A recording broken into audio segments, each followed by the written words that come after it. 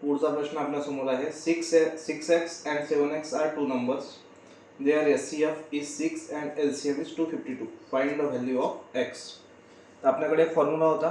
First number multiplied by second number is equal to LCM multiplied by SCF. हा formula बघायचा.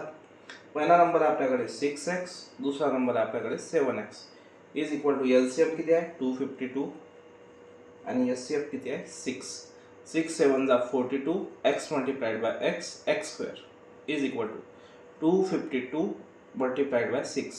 Multiplication करायचं नाही, ठीक आहे, कारण की आपल्या नंतर याचे परत डिव्हिजन करायला खूप वेळ लागेल, त्यामुळे मल्टिप्लिकेशन करायचं नाही. हा x स्क्वेअर जर इथं ठेवला आपण तर 252 मल्टिप्लाइड बाय 6 हा 42 अपॉनमध्ये येऊन जाईल, ठीक आहे. हा मल्टिप्लिकेशनमध्ये होता, इथं अपॉनमध्ये आला. 6 1 6, 6 7 जा 42. ओके.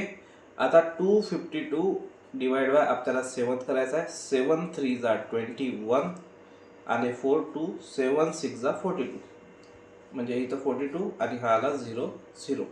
तर x square is equal to 36. तर x इज इक्वल टू 6 व्हायला पाहिजे, कारण की x स्क्वेअर म्हणजे x मल्टिप्लाइड बाय x. तर 36 काय होतं 6 मल्टिप्लाइड बाय 6. तर x ची व्हॅल्यू आपल्याला मिळाली आहे 6. तर हा या प्रश्नाचं उत्तर आहे.